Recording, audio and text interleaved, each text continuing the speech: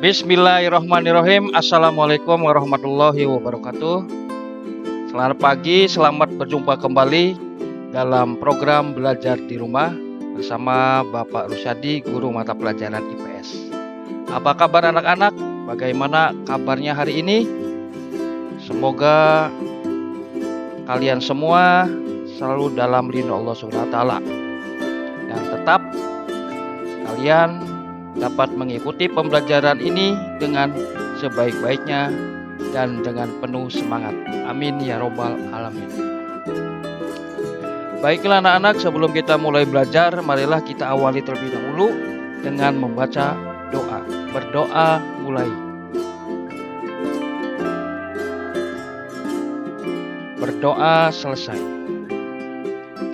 Pada pertemuan kali ini kita akan mempelajari bersama dengan pokok materi peran iptek dalam kegiatan ekonomi.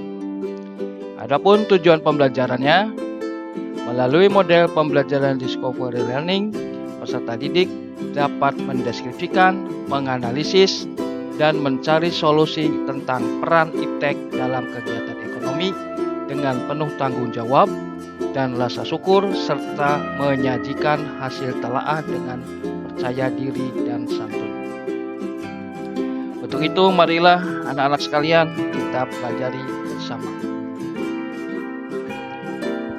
Anak-anak sekalian, kalian bisa memperhatikan gambar hasil kemajuan ilmu pengetahuan dan teknologi. Kalian amati, dalam gambar ada laptop, ada PlayStation, ada handphone, ada alat elektronik yang lainnya serta CD. Nah, itulah gambar hasil kemajuan ilmu pengetahuan dan teknologi semata-mata karena kebutuhan manusia. Anak sekalian, ilmu pengetahuan dan teknologi mempunyai pengertian suatu ilmu yang berorientasi pada pemenuhan kebutuhan manusia. Jadi iptek membawa dampak bagi kehidupan manusia, apakah dampak positif atau dampak negatif. Iptek juga menyebabkan kegiatan ekonomi makin lancar. Makin lancarnya kegiatan ekonomi, maka makin meningkatnya kesejahteraan masyarakat. Tadi dikatakan bahwa iptek mempunyai pengaruh bagi kehidupan manusia. Bisa berdampak positif dan dampak negatif. Kita lihat apa dampak positif dari perkembangan iptek. Dampak positif dari perkembangan iptek diantaranya 1. Termenuhinya kebutuhan manusia.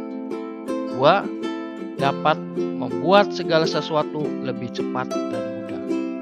Yang ketiga, mempermudah memperluas informasi. Yang keempat, menambah wawasan pengetahuan. Dan yang kelima, meningkatkan produktivitas. Itu dampak positif dari perkembangan iptek.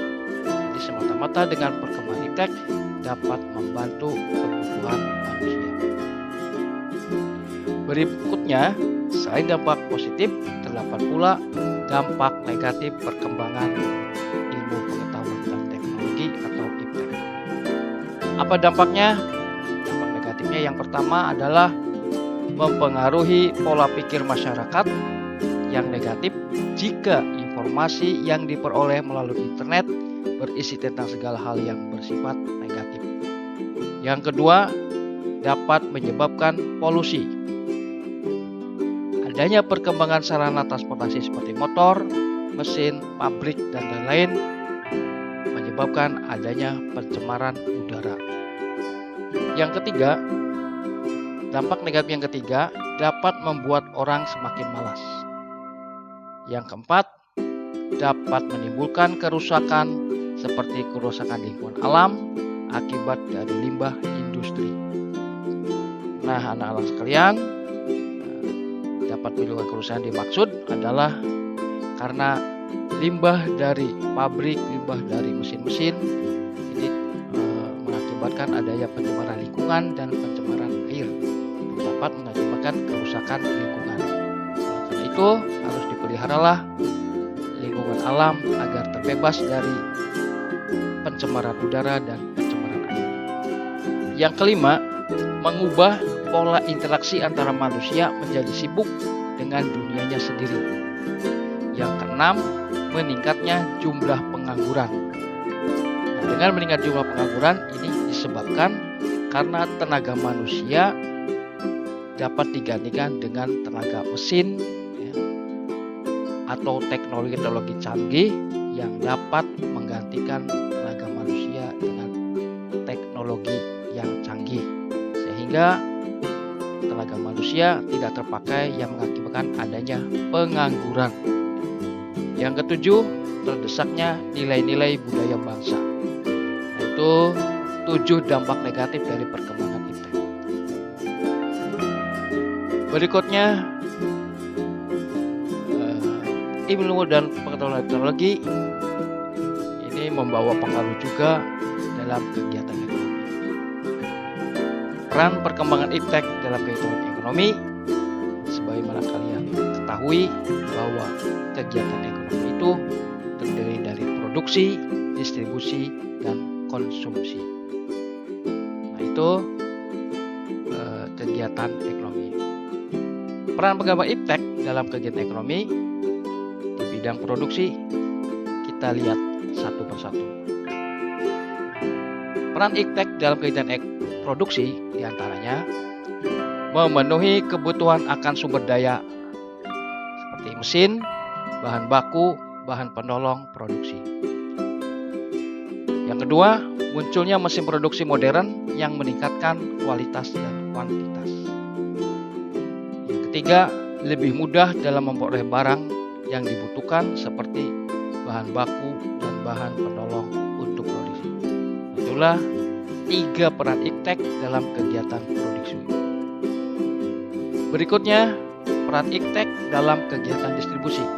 Yang pertama, memudahkan distribusi barang. Yang kedua, dapat memperlancar distribusi barang. Dan yang ketiga, mempercepat barang sampai ke tangan konsumsi. Berikutnya atau yang terakhir adalah peran iptek dalam kegiatan konsumsi. Yang pertama, memberikan kemudahan konsumen dalam pemenuhan kebutuhan.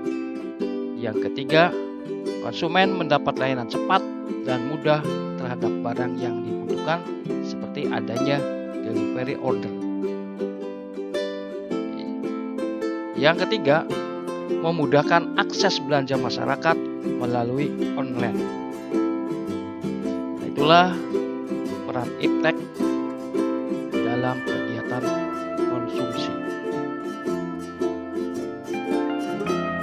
Anak-anak sekalian, itulah materi tentang peran iptek dalam kegiatan ekonomi. Mudah-mudahan kalian semua dalam pembelajaran ini dapat memahami dan dapat bermanfaat untuk kalian semua. Kurang lebihnya mohon maaf. Bapak akhiri, wassalamualaikum warahmatullahi wabarakatuh.